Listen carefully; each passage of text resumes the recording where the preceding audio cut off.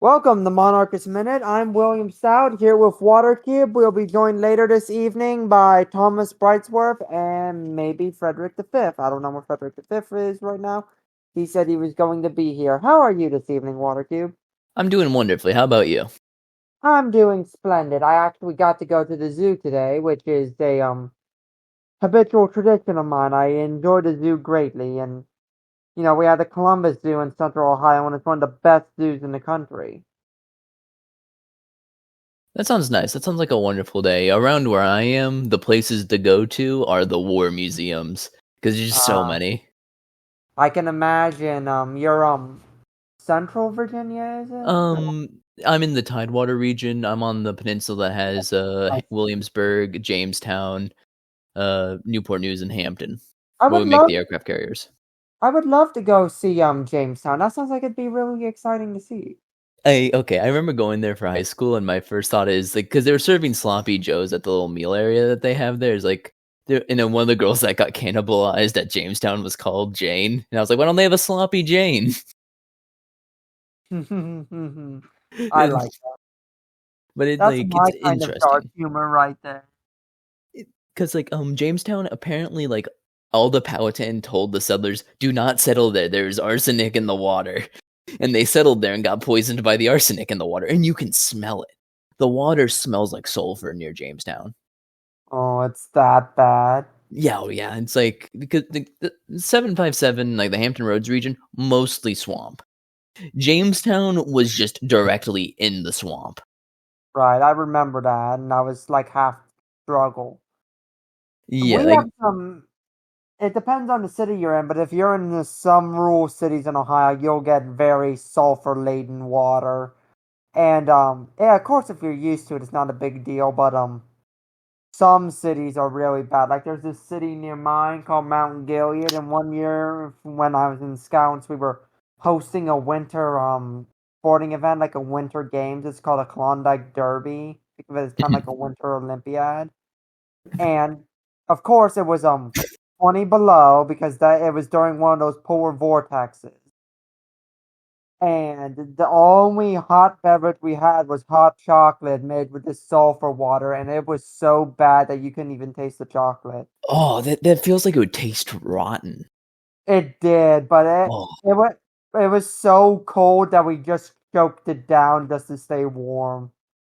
It like was a miserable, miserable experience. my experience with sulfur water was when I was with the Montana Conservation Corps, and we Um, stopped by to get a break at like I think it was one of the team leaders' houses. No, his mother's house, and the water there was from a pump, and the water just tasted putrid from that like sulfurly like flavor. And honestly, that was the worst water I had, even when I was in the middle of the desert. Like, and we had like this really garbage tub of water that was kind of stale. And that was better than the sulfur water. I think sulfur water isn't as bad when it's cold as it is warm because the temperature really brings out the scent and the flavor. Oh yeah, it adds like a effervescence to it. Uh, anyway, Yes. it's gross.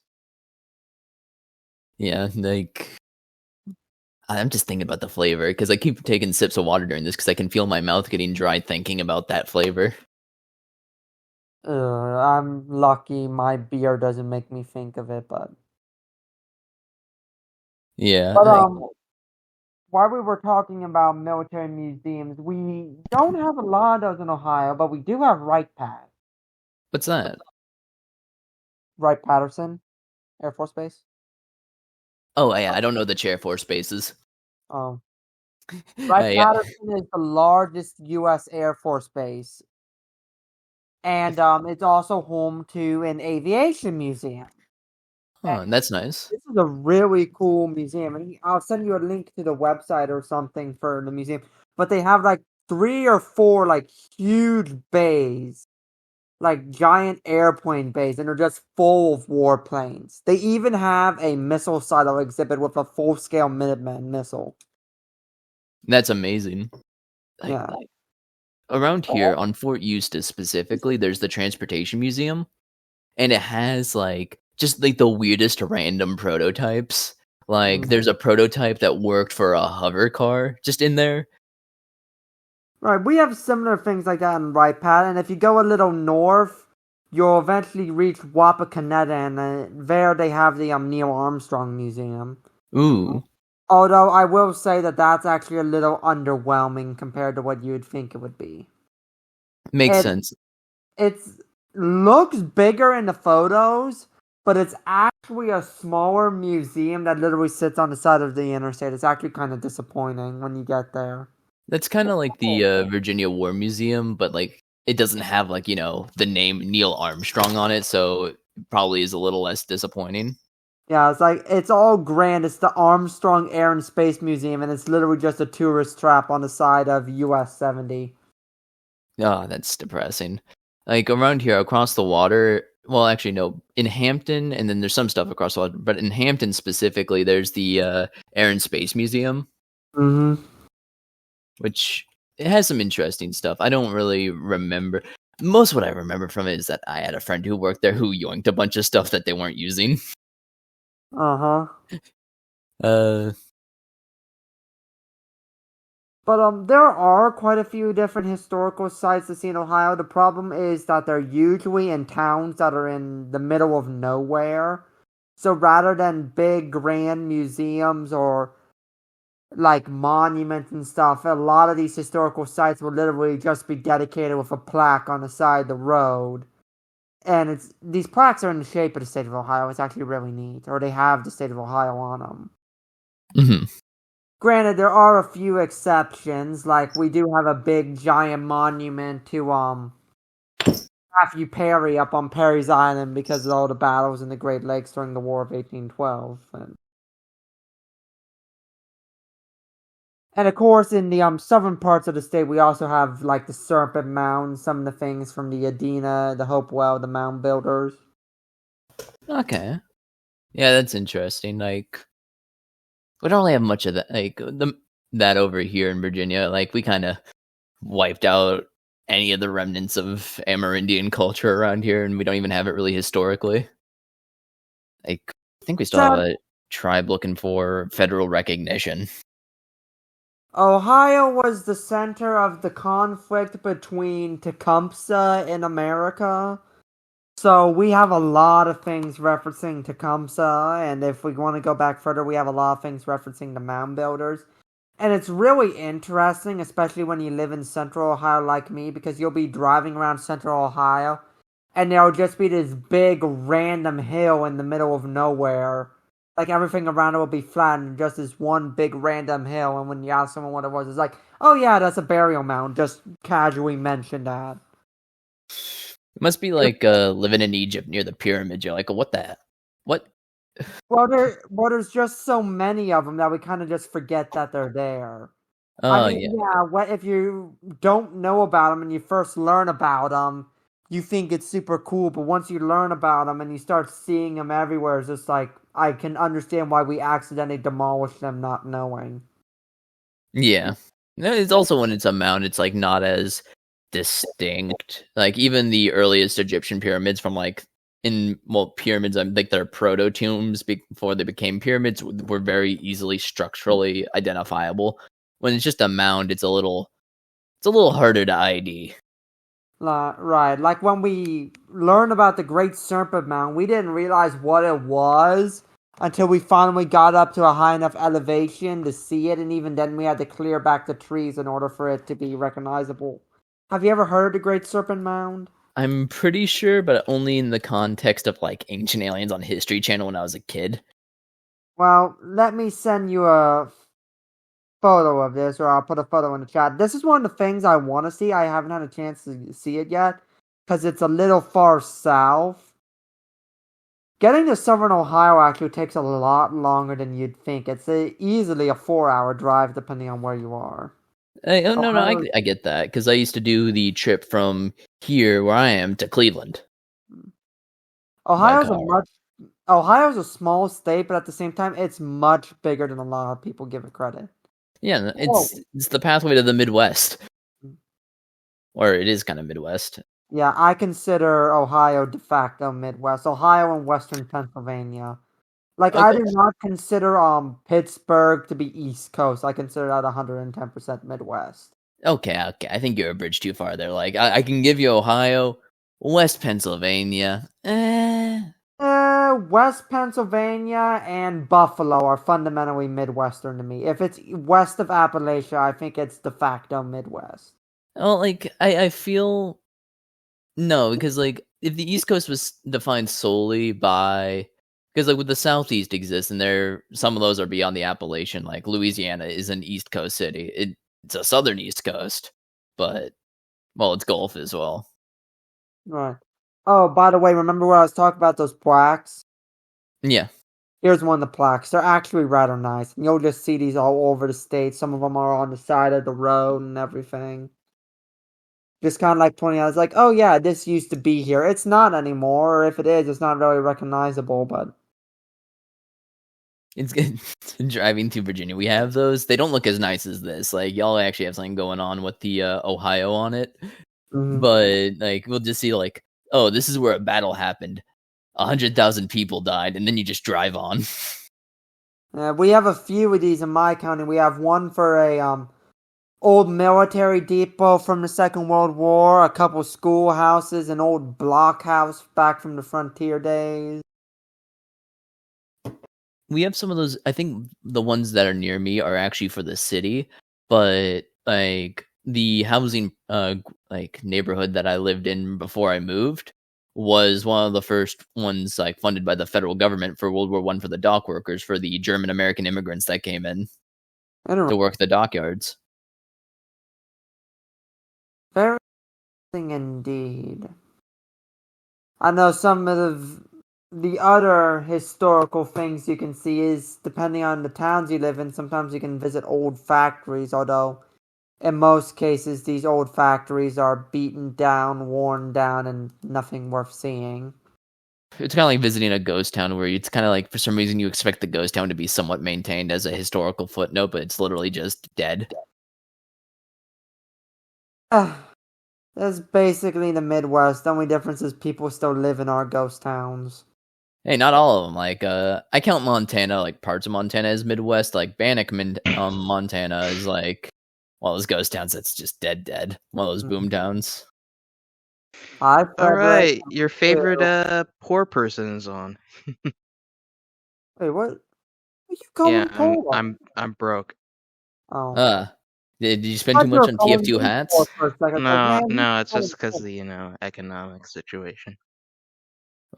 Which economic situation? Your personal one or the world economic situation? The U.S. economy is bad as hell. Hey. My bank account looks fine. That just sounds like a skill issue, I'll have you know. Skill issue. Like, just inherent money. Lamau? It's simple as that. Well, it's always kind of sad when you inherit money, though, because... Oh, yeah, no, it is. I would rather have, like, my parents alive than the money, but, gotta make a funny joke out of it somehow.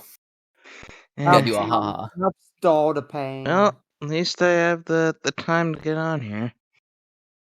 We were talking about historical plaques and historical stuff in our states. Not sure about my state, because I don't really pay attention to my state's history, except the fact that it became a state back in I can't think of anything important that has ever happened in Arkansas. I think except the fact that we were part of like different countries, including the one well, apparently Bill Clinton was a governor of Arkansas. I mean, that's something. He was also the president, plus he sucked. Yeah, but like that's just kind of weird to think about. And like him as the governor of Arkansas just feels wrong to me. He feels like the definition of like a coaster.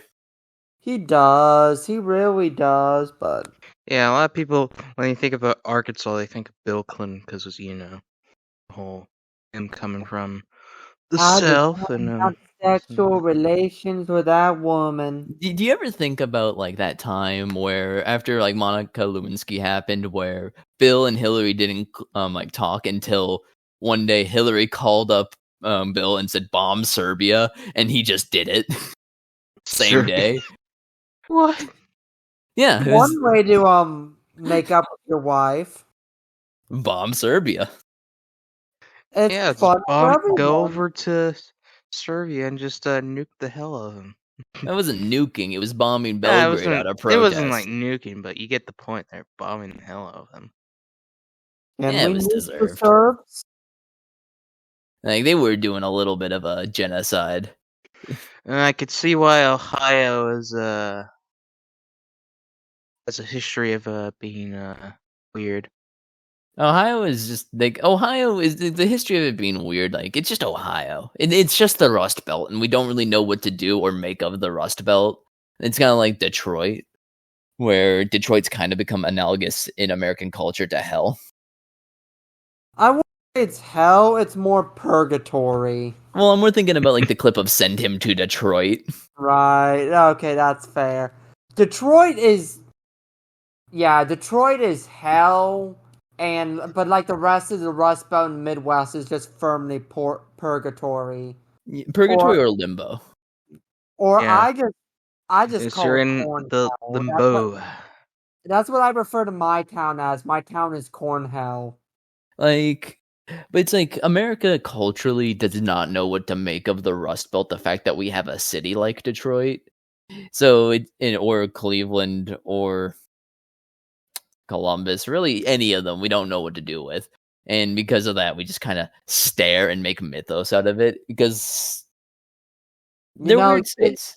To the rest of America, I say you can actually help us fix it. You guys are the reason why we kind of got left behind.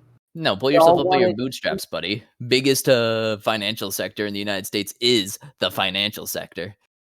You're not important anymore. Who needs to manufacture goods? Who needs manufacture goods?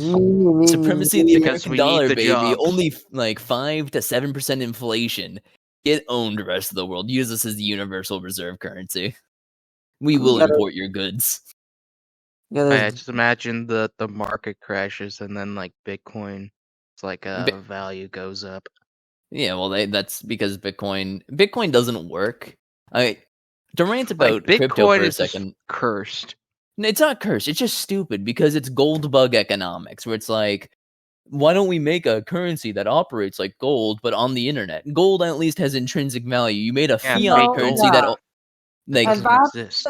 That's the hilarious thing I find about crypto bros. They rant and rave about fiat currency, about how it's not real money and it doesn't have any real inherent value. My brother in Christ, you're literally speculating over the value of lines of code. Well, it gets worse than that because it exists solely to be speculated on. So it's gonna bubble, bust. It's like a simulation of modern day finance capital, just in a bubble, and it's insane to me that people let this go on for that long. Like, oh, it's the drug dealer money as well. Like most of the black market money. It's the easiest way to try to trade money around for drugs. It's why the darknet ran off of it for a while before Ethereum came along and had a better value, because it was like what's Ethereum worth now? Like something like that. It's cheaper and easier to access or something like that. I don't know.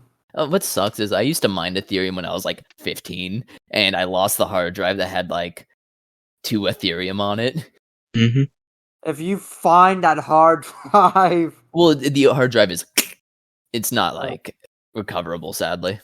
Oh, so it's not, like, lost as in you misplaced it. It's lost as in it's destroyed. Yeah, it's kaput.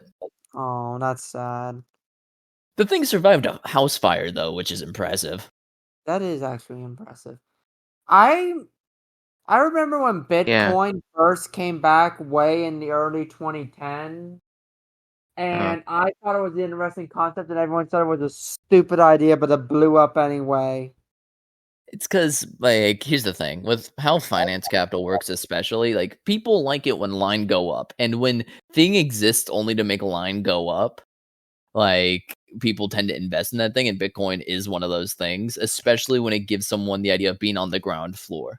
And when you're on the ground floor of what's essentially a massive pump and dump that consistently moves, like goes through boom and bust cycles, it makes sense to buy it if you want to get rich and just don't really care how. And yeah, I get insanely rich off of money that doesn't, worth anything. It just goes back to the old saying that stock trading and investing is just gambling by more prestigious and legitimate means. Oh yeah, our entire economy is essentially held up by Nvidia stock, which is terrifying to me. Like, look at I made my first minor fortune in the stock market off of Nvidia. You don't need to tell me about that. It's no stock over the course of like 20, around 20 years. Well, no, now like what, 22 years should be up 329k%. Yeah, what scares me is 329.600 or comma 600%. That's just wrong. That's not right. We're gonna go into like a 2008 on steroids, or Nvidia's the next Enron. Oh yeah, just imagine it. Like the older generation dies, and like they pass like houses to like the new generation, and they're like, we don't want anything to do with it, so they try to sell it, but no one buys it because everybody's poor as hell. No, there's always gonna be people buying. Like, because you're forgetting, when Frederick, the new generation are like poor, they're not gonna buy anything. Frederick, you don't understand what's happening then. What's happening is companies like BlackRock and other larger land developers are buying up entire suburbs, especially beginner houses. Like, I'm going through a house sale right now. My house is probably going to be sold to BlackRock. I'm expecting that to happen because I'm going through Berkshire Hathaway as my realtor. Like, this is just kind of how it functions. It's not when it gets passed on, there's going to be a market for the housing. And when it happens, we're also going to see a whole bunch of communities and houses built be bought by companies. Companies realize they have to pay too much property tax on it, destroy the houses, and then repeat the cycle again with buying houses, with contractors building up houses, land developers, well, that's the investors problem. buying up. You need people to buy those houses companies too, buying up all the houses because they want to make a large amount of like rent. They basically run a giant renter scheme, where so it's basically a rent scheme. It's easier to just rent out to a whole bunch of people that will consistently pay. You can also expand in corner markets, so you set the rate. Companies like Zillow have not helped this, where Zillow leads to an overvaluation of rent and housing, where let's just say a house sells for this thing to BlackRock because BlackRock is willing to overpay, and that will artificially raise the prices there. Zillow picks up on this, on how much the house sold for, will overvalue the rent on, let's just say, like a two bedroom that would be worth like $1,900-ish. I'm gonna use that because that's the rent I pay. But the problem is when you have people that can't afford to buy a house aren't buying houses, you're gonna have a problem there. Well, you can get away with just not having a problem by, again, having the consumers be giant holding firms or like individual people trying to get into the real estate market during this sort of, like, we're not in a bubble with housing, we're in a bubble with commercial property above all else, because remote work has kind of messed up the whole system with commercial property, people not wanting to renew their rentals, a large amount of these land developers being like stuck with commercial property, which they have to pay a lot of property tax on, resistance to rezoning because it's kind of easier just to hold on to the property than rezone it for residential or anything like that. Of course, I think the idea of real estate speculation is stupid. Like, I get that land has value, but you shouldn't be spending this much money on just the value of land. It should be about what you do with the land, not the land itself. Well, it's like the old Henry George quote, everyone works except the empty plot. It's also cheaper to buy this land, tear it down, and just pay a minimal property tax because it's based off of the property value compared to the land value. I hate wasteful consumerism. It's not even wasteful consumerism because it becoms a tax write-off. To the very last speck of dirt to, the sky. Well, here's the thing, like, that's just the nature of capitalism. Capitalism yearns to make most people consumers compared to producers because it's always more profitable to have consumers. If someone's consistently buying stuff, the line consistently goes up. It's also why we saw all the price gouging from private firms, from like McDonald's raising the prices of their stuff, Walgreens raising the prices, whatever else, because they can't innovate anymore. It's just easier to raise the prices. It's like kind of been Of the course, American when you're healthcare scheme destroying, forever. of course, when you're destroying Oh. competition, there's not going to be too much innovation. Well, like even with the competition, like once a company reaches its apex, dominated global markets, McDonald's is a really good example of this. Yeah, there's only so many ways you can cut costs, and with minimum wages, it's harder to cut those costs further and put them onto your workforce, which is oftentimes the go-to route. You want to make sure you're paying the workers as little as possible, so your lines continue going up, especially with how shareholders work. Hmm. Of course. Like, capitalism is a system not built. It's good for developing a country into a modern industrial state, not good on the long term because it wants limitless growth. And there's no such thing as limitless growth. Because it's motivated by that profit value. Well, it's like, especially as soon as, like, my take is as soon as a society develops options trading, it's over. It's over. Your society is doomed. So Yeah. why do you think companies can't innovate anymore? What's your reason behind that? Or It's reason? not like they can't innovate, they won't innovate. Because it's not really necessary to do to maintain profit when all you can do is raise the price, say, oh, it's because of inflation or because of any other reason, supply line issues, whatever. course. It's like there was a whole thing with OPEC and other major American oil companies conspiring to raise gas prices. So it's basically there's no incentive to I actually. thought it was just like the Saudis giving us the middle finger and saying, "Hey, No, we're gonna Americans raise the made the prices first 'cause, move. we want to." No, Americans made the first move to collude with them because they realized it would be profitable to, collude, raise prices, and use the war in Ukraine, whatever's going on in the Middle East, and inflation yeah. as all Oh yeah, rationales. you're using everything And here's the to thing, make like, profit. You see, in a sane society, if we weren't so wishy-washy, Saudi Arabia wouldn't be a thing. We would have American Arabia and it'd be a proper colony. American Arabia. well, it's Yeah, always the easier to put Americans invade Saudi Arabia and then they like make it into like a puppet or something. well, it is a client state. It's an American client state.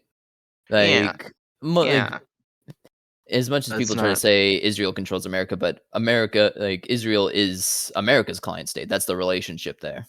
Netanyahu just course. is known for his arrogance with American leaders. Like most of the Middle East that we've invaded and tried interfering with have become client states to us because they become reliant on America. Kuwait is the same way. Yep, and they're also reliant on oil if they have any. Well, like And all we need to do is restore the Shahdom, and finally it will be complete. Yes, we need to restore the monarchies in the Middle East because it was more stable when they were in there. Well, like the issue with is that like outside intervention caused them to collapse for the most part. Like again, without Britain and France, we would have still had the Shah.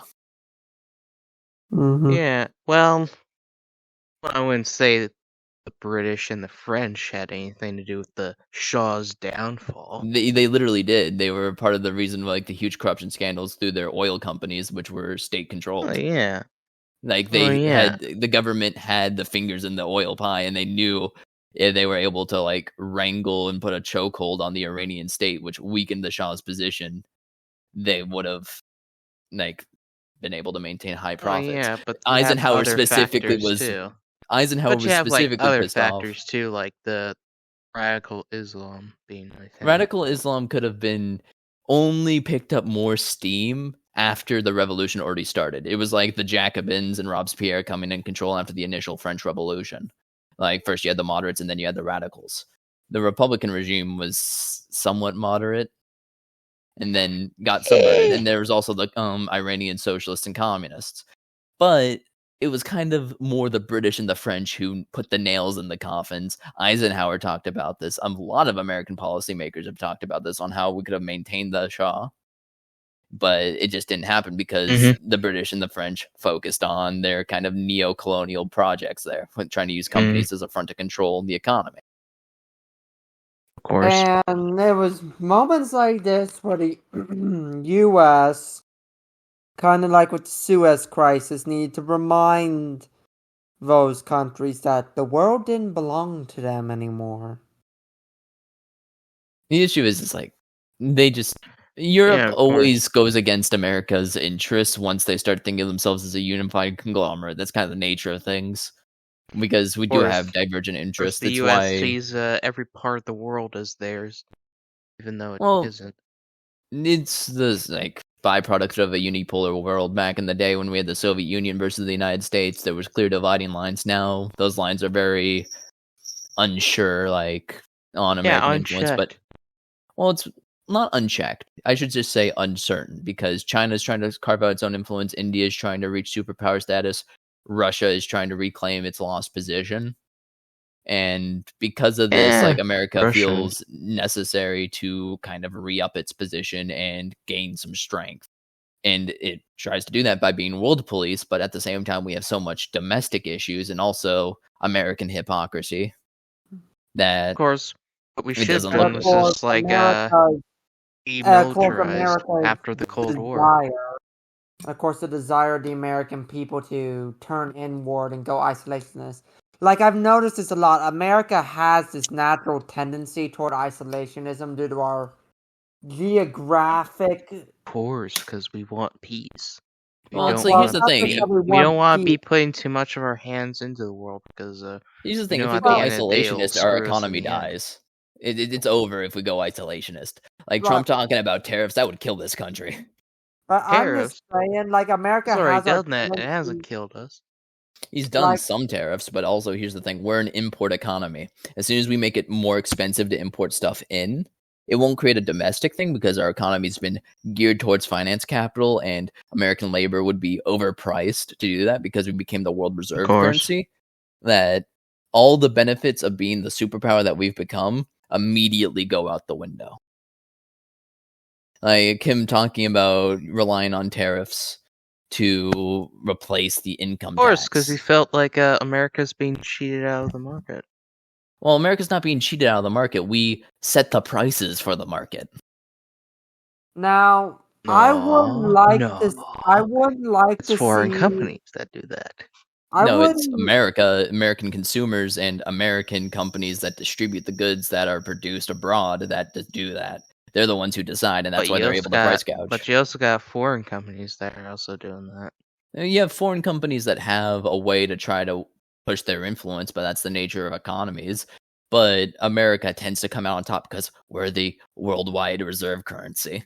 And since we have that power, we have inherent purchasing power over everything. Like, it's why stuff from China is so cheap. Stuff from sub-Saharan Africa is so cheap. It's why we buy blood diamonds instead of just getting them legitimately, because it makes it even cheaper than it normally would be. It's why we exploit the global south for banana products. Like Chiquita has finally lost the civil case, where now they're going to have to pay out like $38 million for funding far-right death squads throughout Central America because they use that to push down unions. Now, I wouldn't want to see the U.S. go full isolationist, but I would like us to go back to a Monroe status quo where it's just us in the Americas and the rest. Not like completely like isolationist, but like back to a time where, he still cared about us, but we also had. It's hard to go back to that period. That's like, the issue is that it's hard and may take long. It's not that it's hard that it'll take long. It's hard that it will kill America, because it's hard to undo all the economic like kind of structures that we built. It's kind of like if Rome losing Egypt, Rome losing any of the major food producers where they would import food from. America can make its own food. America can make its own gas, but for the most part, we cannot reliably make our own manufactured goods. There's some of it, but it's oftentimes we used to do that shit. We used to do that shit until companies decided to go overseas and make shit cheap. Well, it's whenever we decided to start become the world reserve currency. When we are the world reserve currency, everything is inherently cheaper. So the market and specifically companies will ideate themselves to going to the global south, the second world, the third world, whatever else. Yeah, it's to because try to it's get cheap labor cheaper. down there. Yeah, and it's because the American dollar is so powerful compared to their currencies that makes it cheap labor. Mhm. Like this And, is and that's a why we need to byproduct of be American able to go back to geopolitics. a time where there are like 3 or 5 currencies.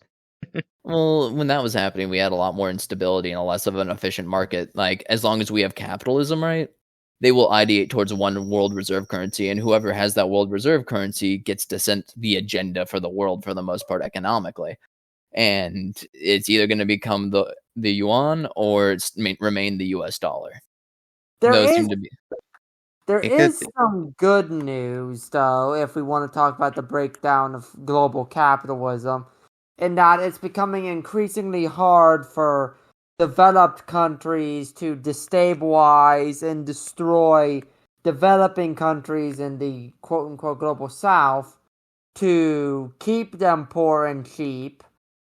So we're slowly but surely running out of cheap labor. So eventually the capitalist economy is going to give in, hopefully. God willing. As developing countries God become willing. more developed, you're going to see less cheap labor, and there's going to be an increase in wages. Oh yeah, no, that's why you have companies And like and Chiquita. that's expected to happen. Yeah, no, it's why you get, again, companies like Chiquita funding the AUC far-right death squads to go shoot labor union activists because they were allegedly aligned with FARC. Like, that's why you end up getting that stuff. Like, most of the actions of the United States during the Cold War were a way to make sure those developed countries didn't get that developed, like Pinochet's Chile, which was like where they first tested Austrian economics, really, for the most part. Like, there was a whole squad of like the Chicago economy, Austrian economic guys that went to Pinochet as advisors on how to run the economy.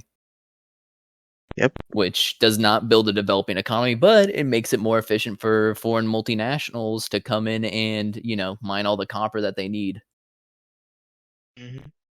Now, But still, it's not going to stop the fact that countries are developing.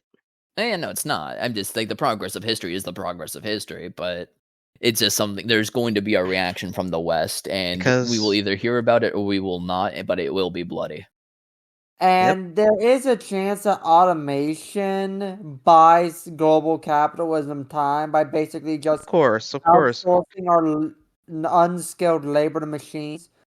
But I will say that's only a band-aid solution, because then we have to deal with the inevitable problem of, if everyone's living like the people unemployment is well, up. not just now. Hang on a second, Frederick. The problem isn't necessarily unemployment. There's a very worse problem than unemployment. If everyone is living like the West, can the planet sustain that level of consumption? Which I say is absolutely not. Like, the issue, like, you're right. You're 100% right there.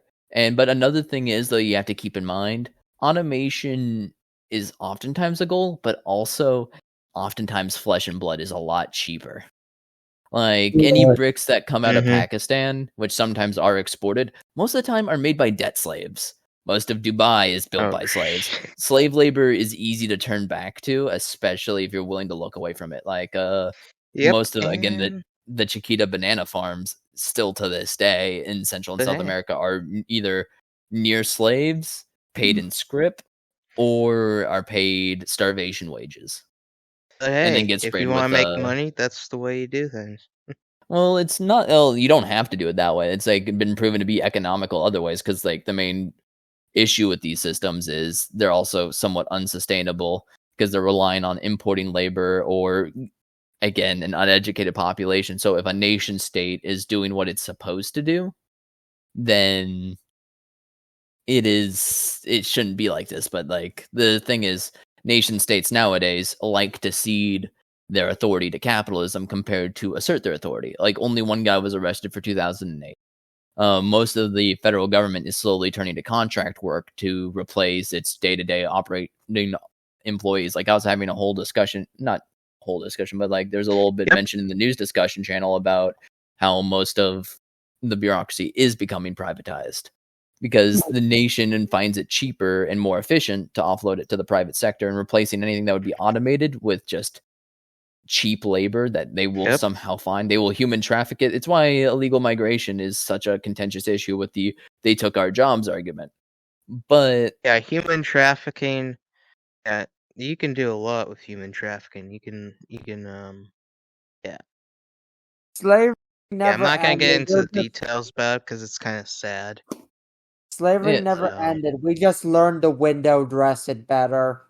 oh yeah, like it's easy to hide these crimes. Like someone is going out today eating like a banana from Dole or Chiquita, not really caring that the person that was farming this banana is probably made infertile from the usage of DDT, or that this banana will probably be extinct in 10, 20 years because of the agricultural practices.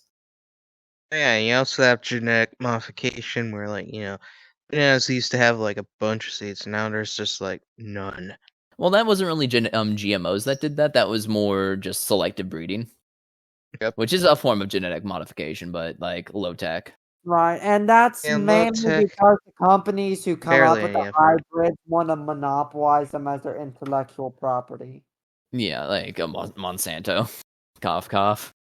Monsanto. Yeah, fruit companies have made South America very interesting.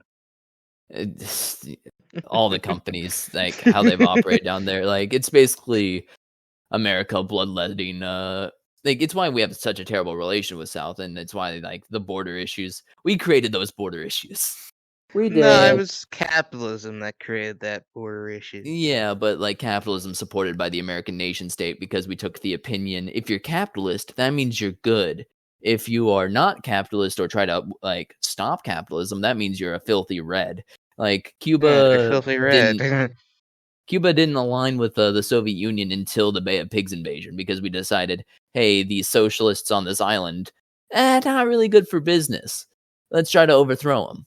And that's when they sided with the other superpower. First, when they wanted to move away from like sugar and this and that, and the U.S. just like, no, you can't do that.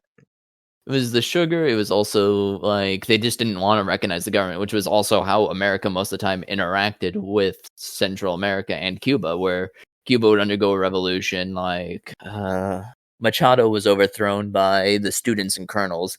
The student government couldn't get recognized. The colonels regime, which was Batista's first time in power, only, I believe, got recognized because they made economic concessions for lowering the price of sugar. And the reason why the students' government was rejected is because they wanted economic independence. We don't allow these countries to develop because it's not profitable for us to let them develop. And here's the thing. We can just blame it solely on capitalism, but the nations that are involved are somewhat to blame as well because they oftentimes enable capitalism compared to limit it, which is they're supposed to be their responsibility. But also, like, during World War I, like, Cuba was, like, the main export of sugar. And, like, the main resource that they were providing for the world was sugar. Like, they didn't diversify their economy. Well, it's because and it came back to backfire in their face.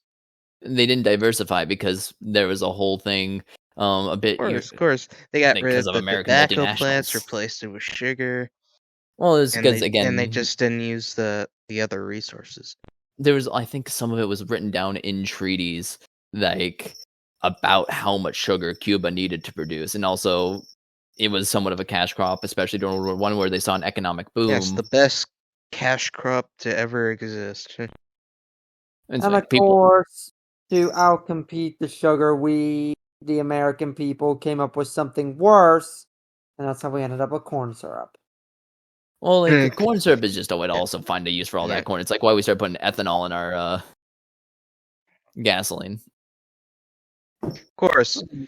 Then, like, corn is everywhere. Like, it's in everything. Corn, I remember reading somewhere in a thread that corn is Legos. America has found out more ways to turn corn maize, that aren't corn. Maize is, it's amazing.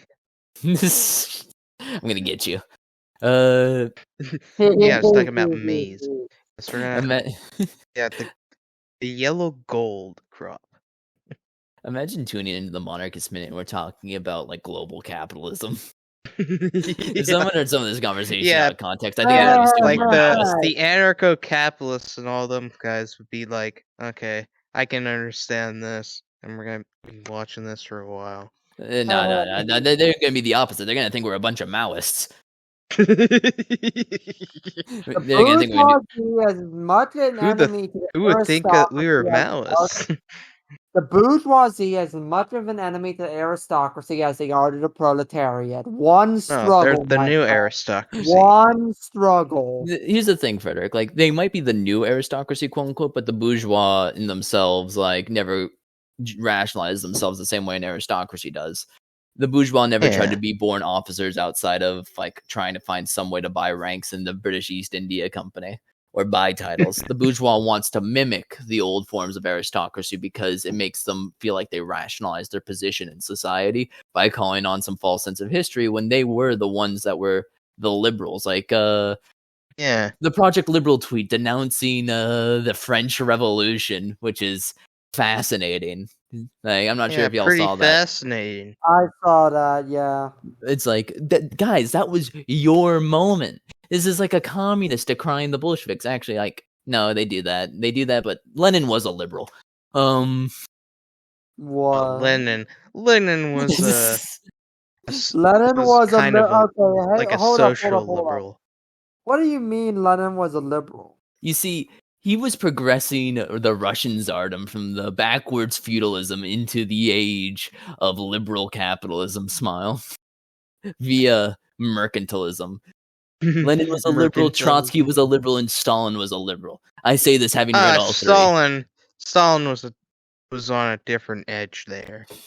No, he still engaged with liberal bourgeois ideations and capitalism to develop an urban proletariat, because you can't do communism without a proletariat, and ideologically they seem to more align with a liberalizing force. You thought that the peasants weren't a proletariat?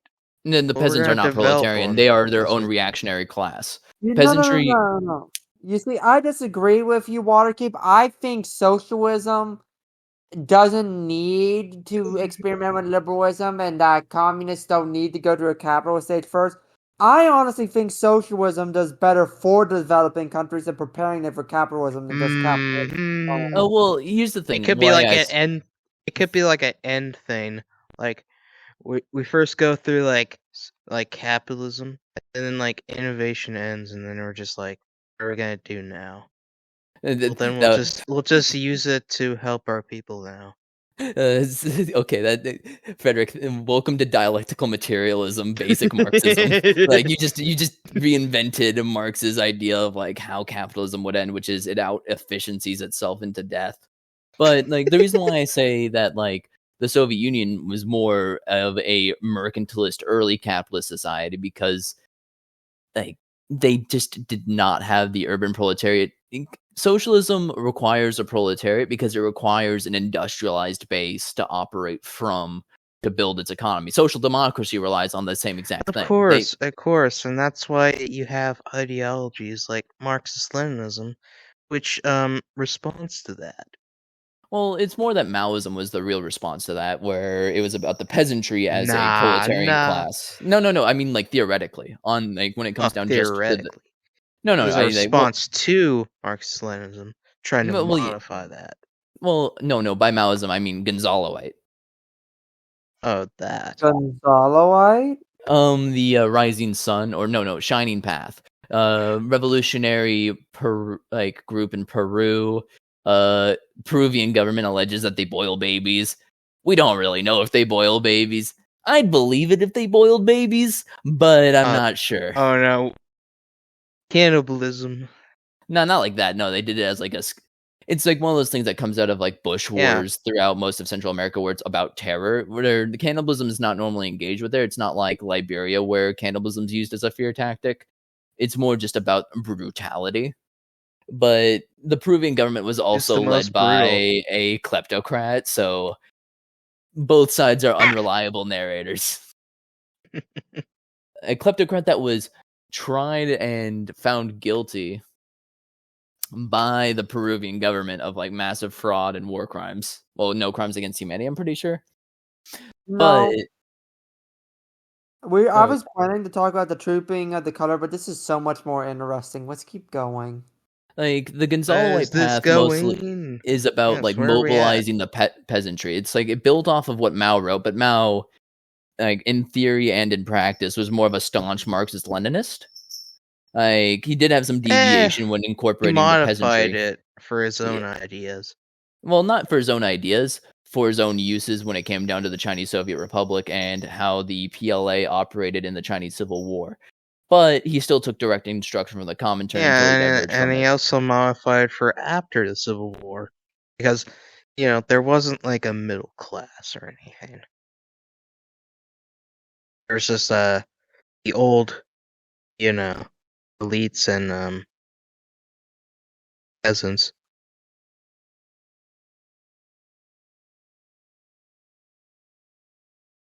Hello? Oh, Yeah, no. Grave heard me in the other room and he started debating my points. I touched upon touched upon China, which is more of his area of expertise. China. But at least what I read theoretically China, from good country. Mao, I get social points.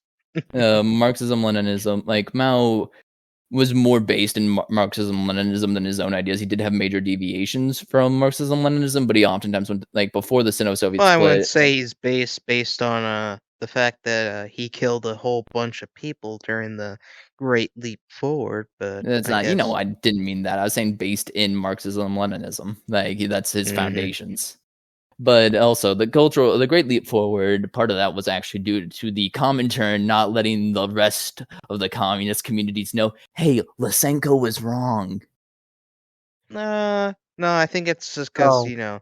the government was just making bad decisions. Well, the government what was making every bad communist decisions, say. but the agricultural no, like, this isn't even a communist argument. Most of the time, they just say like, "Oh, numbers were made up." Whatever. I'm talking about how like the Chinese Communist Party was still relying on Lysenkoist science to do their agricultural processes, which they thought by following Lysenko they were modernizing. Who's Which Lysenko?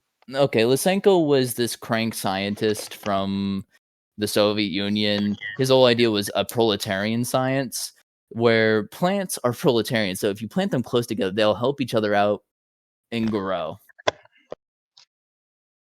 And that's not What true. Okay. I don't have a bleep edit for later, so to all of our audience, I apologize. But what the fuck? Like What? he looks like a mad scientist too. Like I want to add that on top of it, but like he was basically against the theory of Mendelian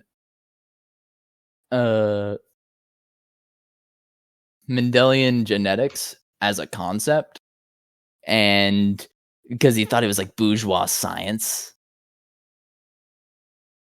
Hey, if it's bourgeois science, it works. But like his whole theory was taken up by the Comintern, disseminated, and it made the the Great Leap Forward. Like the Great Leap Forward would have gone terribly. Oh yeah, like if you're shooting birds that kill,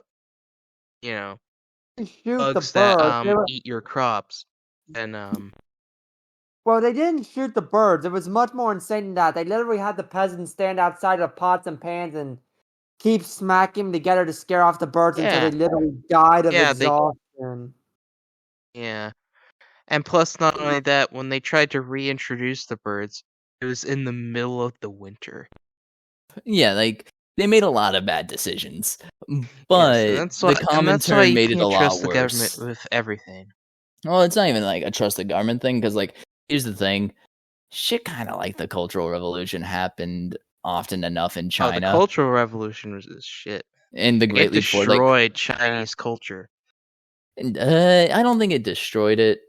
It scarred Chinese culture, because here's the thing: we see the modern CCP making a return to tradition, because it completely destroyed everything. Like you saw temples being looted, and people being humiliated. Hang on a minute, let Watercube finish. like we're seeing the CCP try to return to that tradition, like by mostly building up statues of Confucius, trying to reintroduce legalism also as like a theoretical basis and rationale. It didn't destroy the tradition, but it was able to create enough of a break between old China and new China for whatever happens after to be remolded in the vision of the CCP. Oh yeah, you also had the one-child policy when they decided, hey, we're just gonna do like one child for everybody, and then Yeah, that's that everybody's came just out of like, like okay, we'll just have sons, and then like there's barely any women anymore in China. Yeah, and that's biting them in the ass for another reason because now they have a huge demographic Yeah. bubble. Like you think the Yes, of West course, is when you have a bad with there not society being that enough. value, Yeah, like you of think the course, when you West is have a bad with there society not that being. values men over women, Frederick, please let me finish. Like you think it's bad in the West when we're complaining about not having enough young people to support the old people. You have no idea for what a reckoning China's about to see. China, Japan, like at least with like Europe, they got immigrants. They like the entire like German genocracy is going to be held up by Turks, and but the like that's problem is, kind of a good ending for them. but the problem with immigrants is it's just like a patch to a much Right, I larger problem. agree. I do agree. Like it's not gonna fix everything. Like it'll probably cause more problems at the end than it actually is solving any.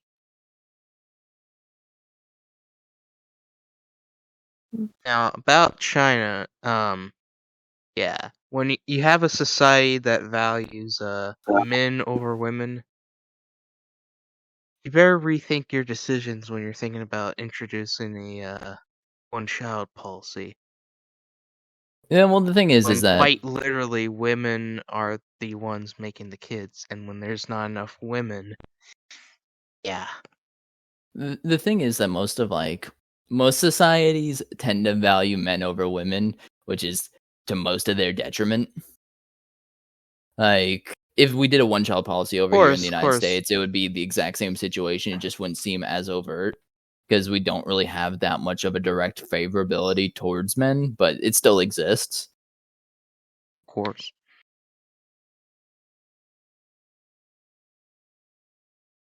Oh yeah, plus you also have problems with like development, you know. Yeah, like the thing is that China will probably go through an adjustment and it'll work itself out. Like most of the issues and barricades that us as a society have done, at least sociologically, will repair themselves. Like I don't think there's going to be any permanent break in the psyche. yeah. At most, we'll see certain reactions like Oh a yeah, it just got behavioral me sink or another something. thought. If like that one single child that you had, and then you get old, and then that child dies, and you have no one to take care of yourself, then there's gonna be a problem. Well, like that's like the realistic issue. It's also a lot of issues a lot of the Western countries faced when they went through a population decline because people had enough money and stopped having kids, and also healthcare got good enough where kids would survive child mortality a lot more effectively. Like again, it's why Germany had to import a bunch of Turks to basically hold up a genocracy. Well, not genocracy, but like a lot of the old people, aging people, where the economy is Of able to be course. maintained without a replacement population. I Yeah, don't and plus China's cheap gonna be labor able to comes pull it. in because I they'll be don't think desperate for money. I don't think China's gonna be able to pull itself out of the bubble though. It's overdue for another mandate of heaven collapse anyway. Well, like here's the thing, The like Chinese I government is feel as collapsing. if like the CCP or like the state that China is in will go through a collapse, but it will go through a period of turmoil. I honestly think it's too soon to tell. Like the Qing were in power for what, like 500 years? The Ming before that for a lot longer. Like the CCP has been able to maintain a stranglehold on power, and the Republican period of China was more of just a warlord state compared to a unified state. So it was after it's unified, it'll probably remain unified for a while. It'll get really bad there, but state institutions know how to actually reinforce themselves in China, unlike over in the West Now, where our state the institutions are fairly weak. situation is Okay, we're back. Sorry, we had to cut some things out. Everyone okay? Yeah. what? So like I feel as if the CCP regime will last a long time. It's something that we should have, what they're probably going to try to do over the next 100, 200 years is get the world reorientated around trading with China, where they had the leverage in the economics. China like, good? well, it's more that China's been the world's manufacturing hub and like place of luxury goods since honestly the time of the Romans. Yeah, the Silk Road's always been ignore important. the genocide that's happening over there. Hey, we ignore genocide all the time when it comes down to buying stuff. Hey, Really we ignored do. It's honestly very sad and messed up. Like, we're able to rationalize great evils away very easily. That's kind of just human, like, second nature to us at this point. Like, again, earlier talking about Chiquita, like, people knew about the death squads, DDT, and stuff like that. Like, specifically DDT. Like, the death squads, people are able to rationalization, like, easier with anti-communism or whatever, like, especially during the Cold War. But the DDT is a pesticide that causes infertility, birth defects, and stuff like that, and people still didn't care.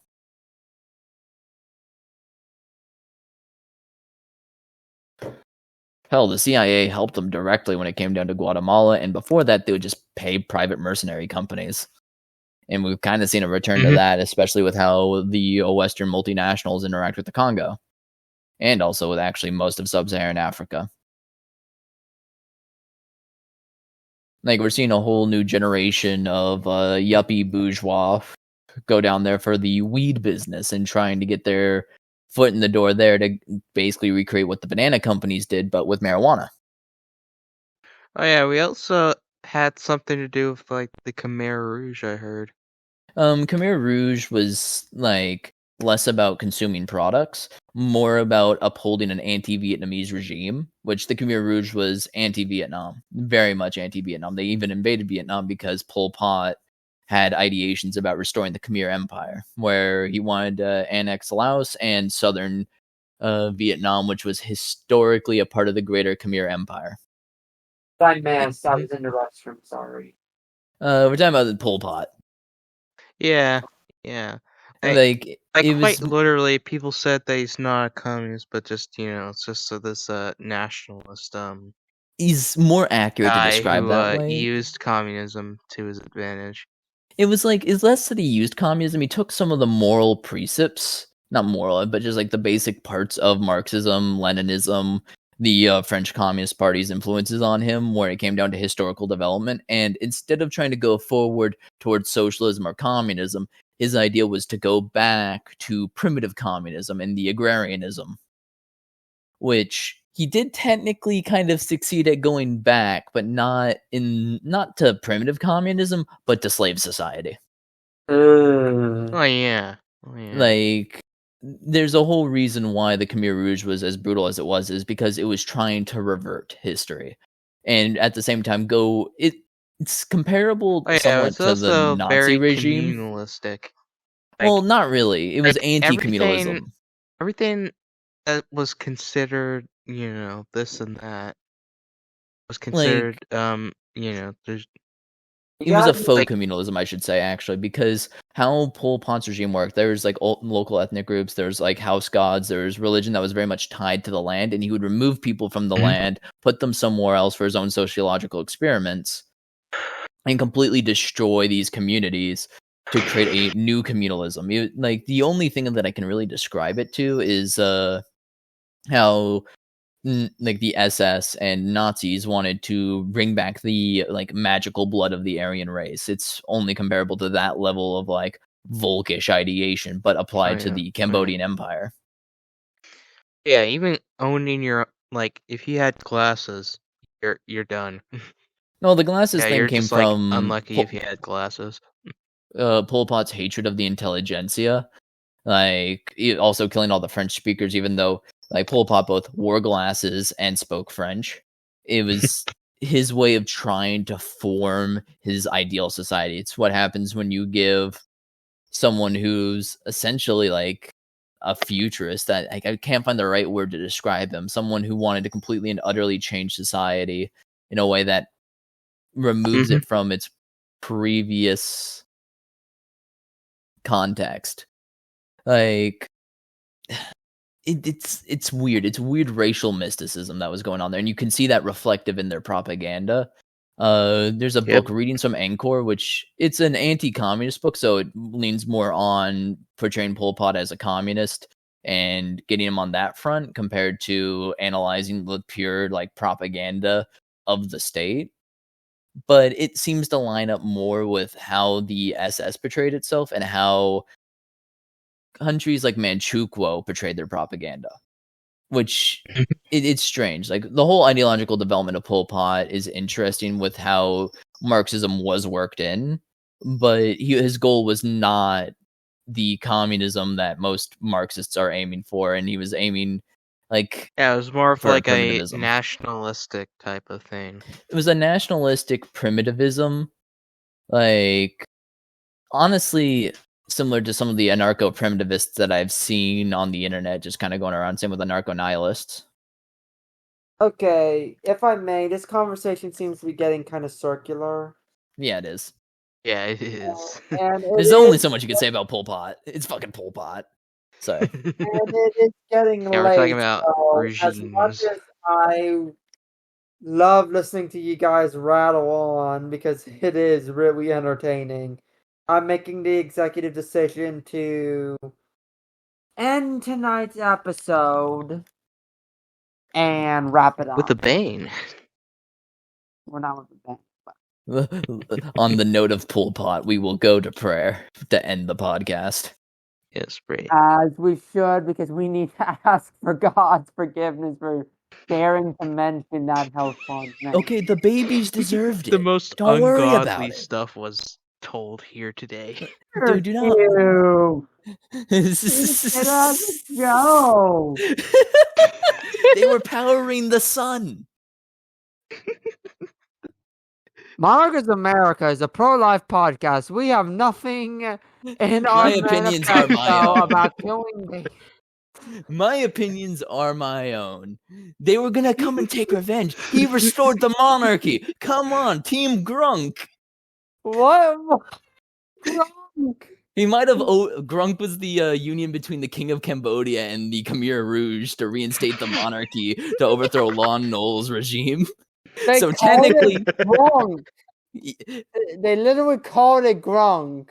yeah, it's better than Oh, Crunk, God. the predecessor organization. Like it was Crunk, then Grunk. Come on, like Grunk. That sounds like that. Literally sounds like something made up. I'm sorry. No. It was first Funk, then Grunk. I'll have you know. Grunk, funk about Grunk. What is Bro. it? Doctor? Who the hell came up with these names? Dr. Seuss? I don't know. Funk of Grunk. But this is turning into like a comedy show instead of a podcast. Pull the lever, Grunk. Like Indochina was wild though. Like yeah, that's all I'm saying. It's worth looking into just because the region has an insane history. Yes, China, good country. Taiwan, not country. That's not Indochina. That is China. It is not between India or China. That is just China. After learning that there was literally an organization called Grunk, I realized we did not bomb Indochina nearly enough. So you're against the restoration of the Cambodian king? Because Grunk did it. They did it. No. They did it. Yeah, they did. They might have. The Khmer They Rouge might have overthrown the king like 10 minutes later after reinstating him, but you know. Oh. Hey, I'm starting to learn that Indochina sounds more and more like East Asian Balkans. It is. It Because it is. Because it is. Like look at the Burmese Civil War. Just look at a map of that, and no, just look at a map of that. Like the modern Myanmar Civil War. Like I don't even want to know. I'm gonna post an image in stages. Awful border gore. Yeah, there's a lot of like 3D print gun makers like to point out that Myanmar is using like 3D printed guns. Oh yeah, no, actually, income. that stuff is like working well in resistance. But I was more thinking about like the Wa State Army, which just is like the local meth producer, and all they do is like produce meth and make or hunt endangered animals. That's all God, they do, and they God pretend to be bless the them. Chinese government. Oh god. All right, Right, let's wrap it up, boys. let's wrap it up before we go even deeper down the rabbit hole into something Yes, we're even going more down the important. rabbit hole of the most like fun. We're basically churning dark humor into Well, it's not even dark humor at humor. this point. I'm just talking about how. As long But as we we're don't doing get it in a back, way that's dark humor.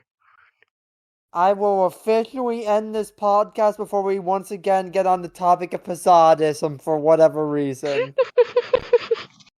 John C. Lilly was Watercube, right. don't you Comrade dare! Don't Posadas was you right. dare! Okay, let's get to prayer. All right. Bow your head. In the name of Father, Son, and the Holy Spirit. Amen. Our Father, who art in heaven, hallowed be thy name. Thy kingdom come. Thy will be done on earth as it is in heaven. Give us this day our daily bread, and forgive us of our trespasses as we forgive those who trespass against us. And lead us not into temptation, but deliver us from evil. For thy is the kingdom, the power, and glory forever. Amen. Heavenly Father, thank you for bringing us all here today. I pray that we all are well as we leave, and that we can all again meet and enjoy another time together. In Jesus' name I pray. Amen. Thank you all for joining us this evening. Thank you for your patronage and support of the Monarchists of America. And we hope to see you again next time on Monarchist Minute. May God bless you. May God bless the United States of America. Once again, thank you and good night.